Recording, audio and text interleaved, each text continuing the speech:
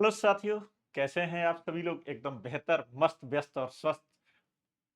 एकदम बहुत ही शानदार तरीके से कुछ मैथमेटिक्स के जो टॉपिक्स हैं, इन पर एक शार्प थिंकिंग आप लोगों के माइंड में डेवलप करने के लिए आज ये जो सेशन है, मैं संजीव सर आप लोगों को अपने कुछ एक बेसिक आइडियाज देने के लिए इस कम्युनिटी वेलफेयर क्लासेस पर 5 से 6 मिनट आप लोगों को देने होंगे साथियों। और हाँ, आशा करता हूं कि आप लोग बेहतर होंगे, शानदार होंगे, मस्त व्यस्त स्वस्थ होंगे और हाँ, अपनी यूपीएसआई की और अपकमिंग कॉम्पिटिटिव एग्जाम्स की तैयारी को बेहतर तरीके से कर रहे होंगे। साथियों, टारगेट एक सिंगल तैयार कर लीजिएगा, ठीक है ना? सिंगल टारगेट पे वर्क करना है। अगर आप सिंगल टारगेट पे वर्क नहीं करेंगे और आपका माइंड अगर अलग अलग डाइवर्टेड टारगेटों पर रहेगा, तो एक पर्टिकुलर जो मंजिल है ना, वो थोड़ी सी टफ नहीं, बहुत टफ हो जाएगी। तो सबसे पहले तो एक सिंगल टारगेट, अगर अपकमिंग लेखपाल्स की जो एग्जाम्स है ना, अगर उस पे फोकस कर रहे हैं तो फिर कंप्लीटली उसी पे फोकस करिएगा according to the myself. और जनरली ऐसा करेगा कोई नहीं, ये मैं जानता हूं, क्योंकि मैं जब प्रिपरेशन कर रहा था तो मैं भी ऐसा ही नहीं करता था कि चलिए यार, अभी ये आ गई इसकी अब ये आ गई, अब इसकी तैयारी, अब ये आ गई और एक साथ कई आ गई तो सभी की बुक्स ले आए और सभी को एक साथ चलने लगे। खैर, ये सब मैं आप पर छोड़ता हूं कि आपको क्या करना है, कैसे करना है, कैसे करना है, इस पर हम थोड़ा सा फोकस करेंगे। और आज मैथमेटिक्स के कुछ वो बिंदुओं पर चर्चा जरूर करेंगे जिन पर आपका माइंड बिल्कुल 100% सेट होना चाहिए साथियों। बेसिक्स के बच्चे जिनको मैथ से बहुत डर लगता है, अब जो एसएससी के और उससे अपर लेवल्स के एग्जाम के मास्टर बने बैठे हैं, ये साथियों उन लोगों के लिए वीडियो नहीं है। ये तो हमारे उन बच्चों के लिए वीडियो है जिनको थोड़ा सा बेसिक्स सीखना है, जिनको समझना है कि अगर हाँ, ये हिया हुआ करना, इफ एंड बट करना मैंने सीख लिया ना, तो मैं मैथमेटिक्स का जादूगर बन जाऊंगा साथियों। ये उन लोगों के लिए वीडियो है। तो करते हैं शुरुआत साथियों वीडियो की। मैंने लिखा क्या है कि साथियों जो है ना, ये सेशन हमारे उन भाइयों के लिए है जो तैयारी से थोड़ा सा डरते हैं, और उनके लिए ये कहना चाहूंगा कि डर के आगे जीत है और आप ही करोगे।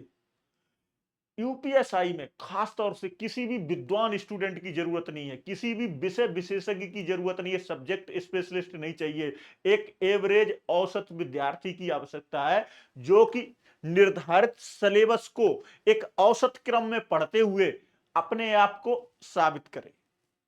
मैथमेटिक्स का विशेषज्ञ नहीं चाहिए, कॉन्स्टिट्यूशन का स्पेशलिस्ट नहीं चाहिए। साथियों, जानते हो ना, कॉन्स्टिट्यूशन के एक एक आर्टिकल पे एक्ट बनता है, एक एक आर्टिकल पे जजमेंट आता है, 200 250 पेज का।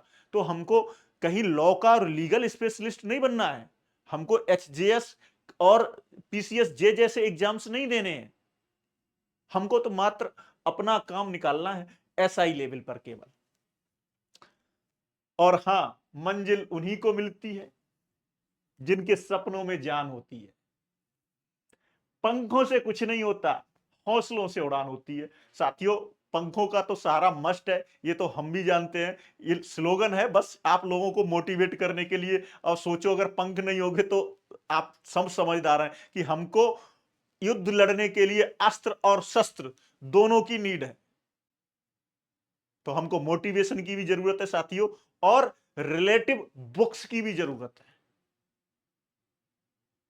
और एक अच्छे मार्गदर्शक, एक अच्छे गुरु की जरूरत है। बाद बाकी आप लोग सारे बच्चे स्नातक हो, कोई ज्यादा आपको बहुत ज्यादा पढ़ाने या बहुत ज्यादा बताने की जरूरत नहीं है साथियों। चलिएगा, देखिएगा, एक संख्या प्रणाली, कुछ टॉपिक वाइज आज चर्चा कर लेते हैं। 10 मिनट में ही चर्चा कर लेते हैं सब। संख्या प्रणाली मतलब कितना, संख्या प्रणाली,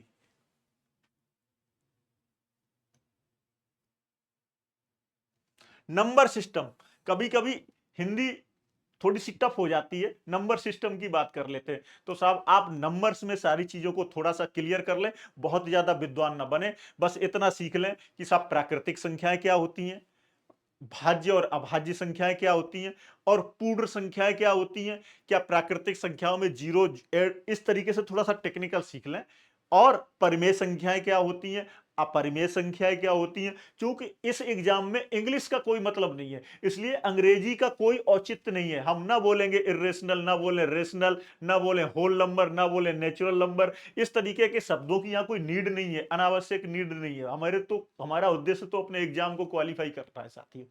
तो अब जब इस तरीके की डिजिट्स आप लोग देख लेंगे तो आपके माइंड में सेट हो जाएगा कि कहीं क्वेश्चन में जो है किस पॉइंट पर बात कर रहा है। कहीं नेचुरल नंबर्स की तो बात नहीं कर रहा है, तो पता चला होल नंबर की बात कर रहा हो, कहीं परिमेय अपरिमेय की। तो इस तरीके की ये जो संख्याएं है ना, इनको एक बार में मैंने आप लोगों को रिकमेंड किया है। मैंने कहा आप किसी की भी क्लास दे सकते हैं, कोई भी एक अच्छा टीचर, एक बहुत ही अच्छा शानदार टीचर, बहुत सारे लोग इस समय मौजूद हैं और सारे के सारे लोगों का कंटेंट बहुत अच्छा है। आप लोगों को देख सकते हैं, चाहे किसी भी टीचर से कर सकते हैं। आप बात को समझ गए सर। जिसको बिल्कुल ही बेसिक करना है तो कैरियर बिल से राकेश यादव सर का दे सकते हैं, या आरडब्ल्यू से तेवतिया जी का, आदित्य रंजन सर हैं, सारे टीचर हैं, गगन प्रताप जी हैं, सारे टीचर हैं, सब ने ये चीज करा रखी है। आप लोगों को जिसकी समझ में आए वहां से कर लें। बात क्लियर हो गई। लेकिन हाँ, मैंने फोकस किया कि अपने माइंड में उतना ही पढ़ें जितनी आवश्यकता है, अनावश्यक नहीं कि हमको तो सब नंबर सिस्टम का ही स्पेशलिस्ट बनना है, नहीं बनना है। आप बस केवल पीवाई क्यू क्या करेंगे साथियों, PY Q, previous year question paper, और थोड़ा सा ये देख लेंगे कि अब किस टाइप के एग्जाम्स में अगला बार क्वेश्चन आने की पॉसिबिलिटी है, उस पर फोकस करेंगे। नेक्स्ट टाइम, नेक्स्ट एग्जामिनेशन में किस टाइप का, सिंप्लीफिकेशन में, सरलीकरण में, सब वही पैटर्न है साहब। कुछ तो आप स्क्वायर, कुछ क्यू, कहीं कहीं पैटर्न में क्वेश्चन दे रखा होगा कि साहब ऊपर तो दे रखा होगा ए क्यू प्लस का बी क्यू और नीचे उसको ओपन कर रखा होगा, कहीं ए प्लस बी का होल क्यू दे रखा होगा। बात समझ रहे कि नहीं समझ रहे बेटा। तो ये सिंप्लीफिकेशन के भी जितने भी एसएससी लेवल के या यूपीएसआई के पीवाईक्यू लेवल के जो भी आई हुए क्वेश्चंस है, ये सटीक पैटर्न पे क्वेश्चन आते हैं। क्यों? अगर पैटर्न नहीं देगा साथियों और अगर कंप्लीट उसका सॉल्यूशन देगा तो एक ही क्वेश्चन लगभग 1.5 या 2 मिनट से ज्यादा का समय ले लेगा। इतना बड़ा विद्वान कोई नहीं, इवन देन टीचर भी नहीं करेंगे अगर क्वेश्चन पैटर्न पे नहीं आया, अगर क्वेश्चन लॉजिक पे नहीं आया। तो आप लॉजिकली उसको सीखेंगे कि यार ऐसा तो नहीं है कि किसी का स्क्वायर ओपन कर रहा है और किसी का क्यूब भी ओपन कर रहा है, तो नीचे देख लेंगे तो वो डायरेक्ट आंसर दिए होते हैं सिंप्लीफिकेशन में।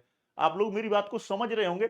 हम जब सिंप्लीफिकेशन के पॉइंट पे जब हम कराएंगे तो हम वो सिलेक्टेड 10 या 12 क्वेश्चन लेकर के आएंगे जिन पर लॉजिक या पैटर्न लगता है, और वो लॉजिक या पैटर्न अपने माइंड में आप लोग सेट कर लेंगे और उसी पैटर्न का और उसी लॉजिक के क्वेश्चन अगर एग्जाम में आएंगे तो आप समझ जाएंगे कि इसमें कोई दिमाग लगाने की जरूरत नहीं, इतना लेंदी ए क्यू बी क्यू नहीं खोलना है, ए प्लस बी का होल क्यू नहीं खोलना है।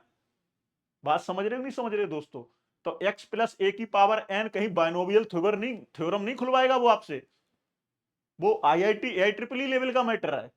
हमको तो केवल वो एक बेसिक नॉलेज जानना चाह रहा है। आगे बढ़ते हैं साथियों। देखो, लघुत्तम एवं महत्तम समापवर्तक, हमने तो बहुत ही हिंदी लिखी हुई है, लघुत्तम एवं महत्तम समापवर्तक, है ना। लघु माने छोटा और महत्तम माने सबसे बड़ा, तो इसको बोलते हैं एलसीएम और उसको बोलते हैं एचसीएम, यानी कि लीस्ट कॉमन और हाईएस्ट कॉमन। बात समझ में आ रही। तो इसको पहले इस एलसीएम यानी कि लीस्ट कॉमन मल्टीपल और एचसीएफ हाईएस्ट कॉमन फैक्टर, इन दोनों को एलसीएम और एचसीएफ इन वर्ड्स को ही जब एक्सप्लेन करेंगे ना तो समझ जाएंगे कि साहब एलसीएम लीस्ट कॉमन मल्टीपल क्या है और हाईएस्ट कॉमन फैक्टर क्या है और इन दोनों की नीड कहां कहां है। इस पॉइंट पर चर्चा कर लेंगे और कहां कहां इसको अप्लाई करेंगे साहब, कि राउंड में चक्कर लगा रहे हैं 3-4 व्यक्ति, कब मिलेंगे कब नहीं मिलेंगे, कितने समय पे मिलेंगे और इसका किस तरीके से एलसीएम और एचसीएफ जैसे वर्ड्स का यूज मुझे कहां करना है। बात समझ में आ गई। ये साहब तालिका टेबल की जिसकी बात करते हैं और ग्राफ का प्रयोग उपयोग कर लेते हैं साहब। देखो, टेबलाइजेशन की बात और ग्राफ का जो है यूज, ये अच्छी तरीके से आप लोगों को करना है। एक तरीके से ये डीआई है, डाटा इंटरप्रिटेशन की बात करते हैं साहब। तो इसमें जो है कुछ चार्ट्स आते हैं, इनको हम लोग आप लोगों को एक बार और एक पाई, तो ये क्लियर कट करके, इसमें परसेंटेज का और एंगल्स का बहुत यूज होता है। बात समझ में, परसेंटेज का और एंगल्स का बहुत यूज होता है। ये बेसिक चीजें हैं, ऐसे इसमें कुछ भी नया नहीं कि आप लोग घबरा जाए। बात क्लियर हो गई कि नहीं हो गई? यानी कि साहब अगर एंगल में एक सर्किल में बात करेंगे, परसेंटेज पे बात करेंगे, तो इसमें एक लॉजिक बहुत बड़ा है साहब, 100% जो है ना वो 360 डिग्री के इक्वल होता है। 100% जो है वो 360 डिग्री के इक्वल होता है।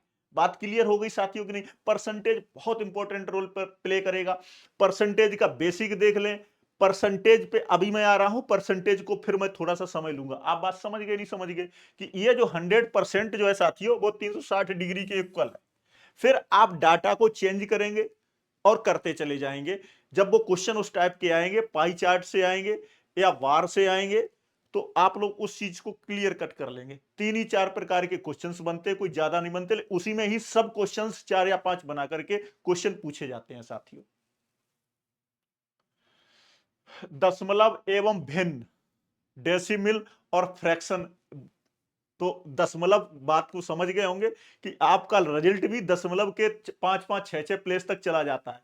यानी कि अगर मान के चलिएगा मेरिट लगेगी तो कहीं लिखा होगा कि 304, कि कोई भी राशि जो है ना उसके रेशियो में ही इंक्रीज होगी या डिक्रीज होगी। ये महत्वपूर्ण बात है। जैसे मैं अगर एक अपनी भाषा में समझाऊं कि x is directly proportional to y और x is inversely proportional to y।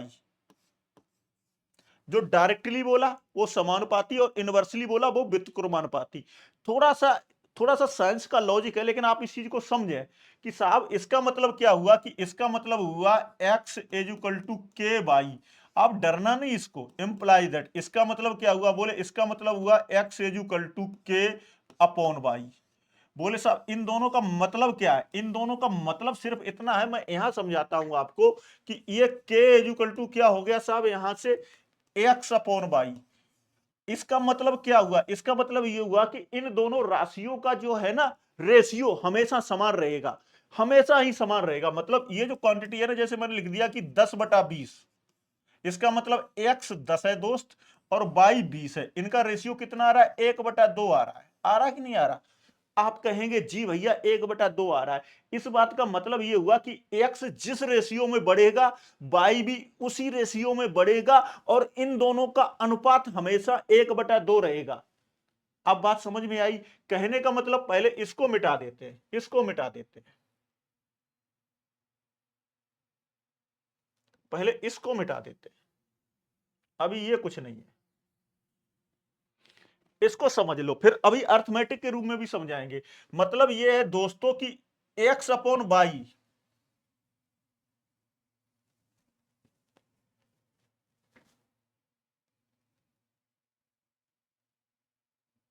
ये रहा साहब पेन। मतलब ये दोस्तों कि x अपॉन वाई हमने लिखा कितना? 10/20, यानी कि ये आया साथियों 1/2।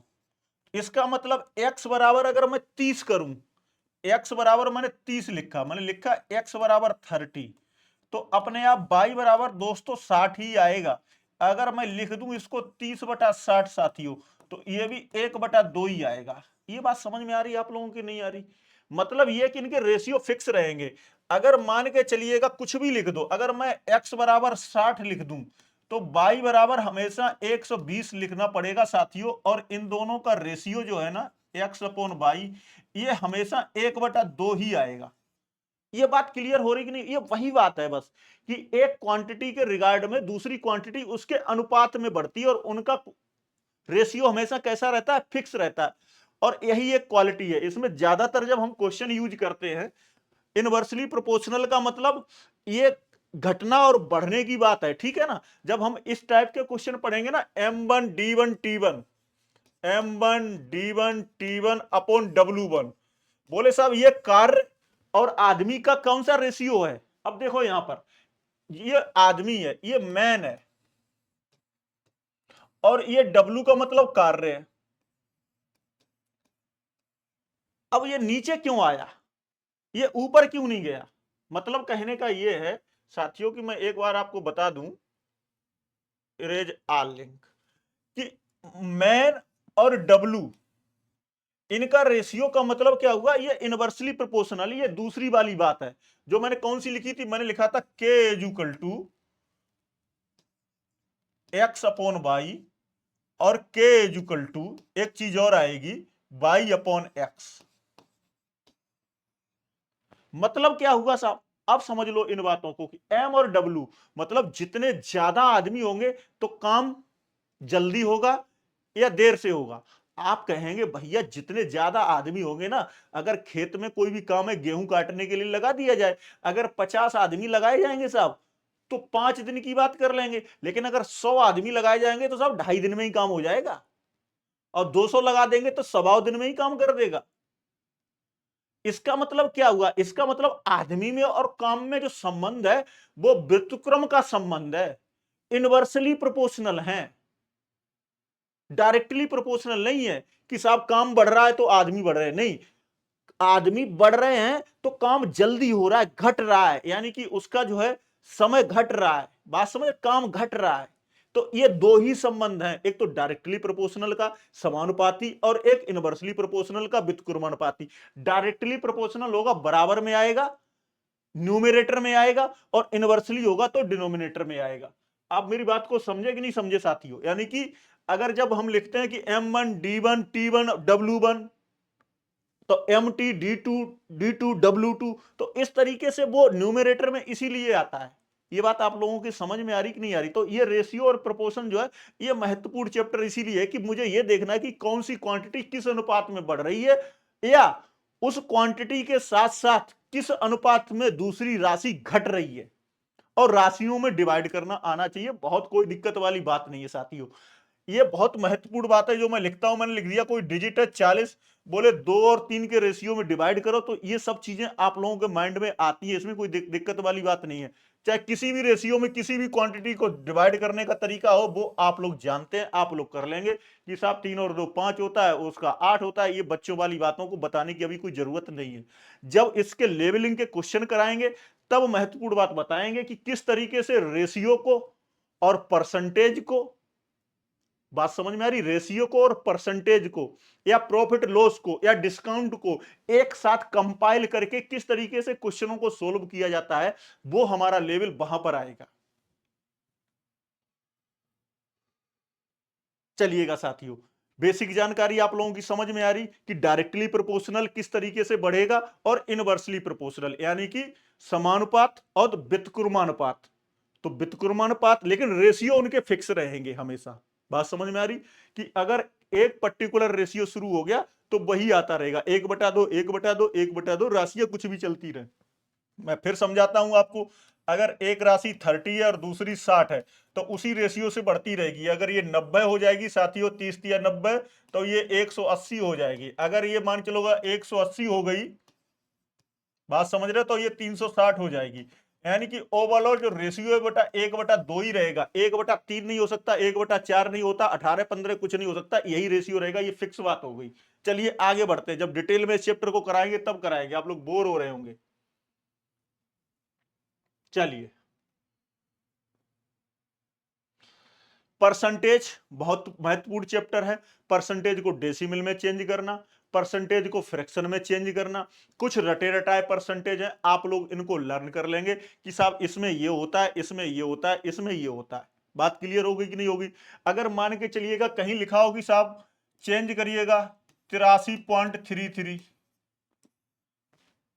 क्या लिखा है साथियों? 83.33, तो आप लोग इसको डिवाइड कर लेंगे साहब, 50 तो अलग चीज हो गई साहब, समझ में आ रही है, और प्लस ये 33.33 अलग हो गया।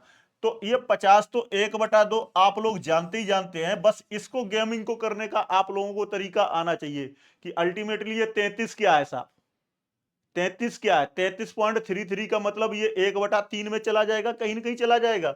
तो साहब अगर ये 1/3 है तो एलसीएम दोनों का 6 आ गया साहब, तो 3 और 2 5, तो 5/6 हमारा आंसर आ गया। ये बात समझ में आई कि नहीं आई? इस क्वेश्चन को लिखने का उद्देश्य केवल इतना ही है। अगर मान के चलिएगा यहां कुछ भी लिखा हो, यहां लिख दिया हो, मान के चलिएगा कि 60.33 लिख दिया हो, तो आपको यह चीज डिवाइड करने के लिए क्लियर कट आनी चाहिए कि कैसे दो पार्टों में डिवाइड करेंगे उसको। आप लोग मेरी बात को समझ रहे होंगे। तो जब बेसिक चीजें आएंगी कि 1/5 कितना होता है, 1/4 परसेंटेज में कितना होता है, 1/8 कितना होता है, 1/16 अगर निकालेंगे तो कैसे निकालेंगे, 1/18 कितना होता है, 1/19 कितना होता है। तो कहीं ना कहीं ये चीजें आपके माइंड में क्लियर सेट होनी चाहिए साथियों।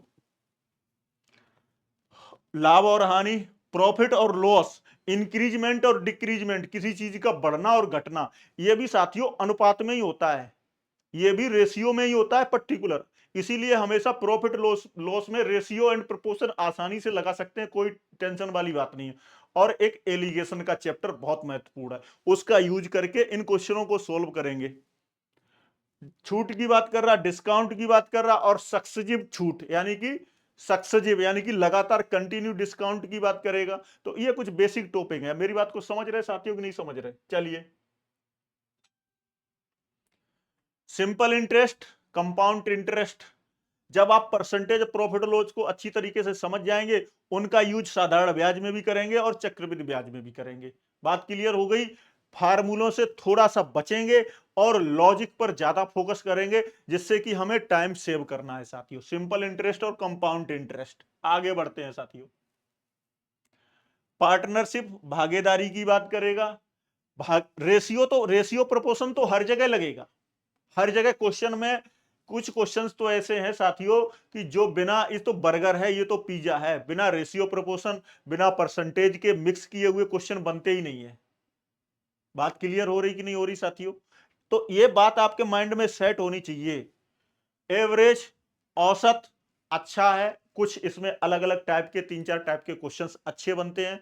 तो इसको भी आप अपने तरीके से, औसत का किसी भी अच्छे, जो भी आपको टीचर और हम जब लेकर के आएंगे, तो 8-10 क्वेश्चंस एक अपने एक अलग ही स्लोगन टाइप के लेकर के आएंगे कि साहब ये क्वेश्चंस की मैक्सिमम पॉसिबिलिटी होगी एग्जाम में आने की, साहब इस टाइप के क्वेश्चंस आ सकते हैं साथियों। चलिए, समय और दूरी, समय और दूरी, ये हमारी तैयारी का सीधा सीधा रिलेशन है। आप लोग समझ गए होंगे कि समय और दूरी, ठीक है ना? तो समय और दूरी तो साहब फिक्स है, और हमारी स्पीड जो है ना, वो हम पे डिपेंड करेगी कि साहब हम किस तरीके से एग्जाम को क्वालिफाई करें। क्योंकि दूरी बराबर क्या होता है साहब? चाल गुणा समय, या चाल बराबर क्या होता है? दूरी बटा समय। बात समझ रहे हो नहीं समझ रहे हो? यानी कि अगर हम, हमारा समय फिक्स है कि 8 महीने में परीक्षा होनी है साहब, और दूरी हमारी क्या है? हमारा सिलेबस है, हमको तय करना है। स्पीड हमारी क्या होनी चाहिए, ये हमको डिसाइड करना है। तो समय, दूरी और चाल, ये साहब हमारी चाल, ये हमको डिसाइड करनी है साहब। किसके लिए? यूपीएसआई के लिए। समय हमारा फिक्स है 6 से 8 महीने, दूरी हमारी फिक्स है, इतना सिलेबस करना है, और चाल हमको डिसाइड करनी है। बात क्लियर हो गई?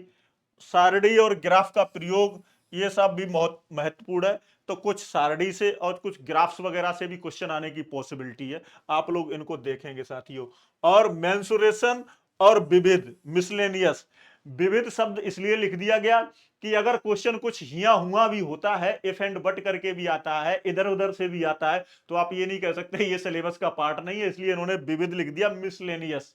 बात समझ में आ रही? बात, मेंसुरेशन बहुत बड़ा स्पेशलिस्ट नहीं बनना है, बेसिक बातों पर मेंसुरेशन से क्वेश्चंस आएंगे, थोड़ा सा आप उसके लेवल को बढ़ा सकते हैं अगर आपके पास समय है तो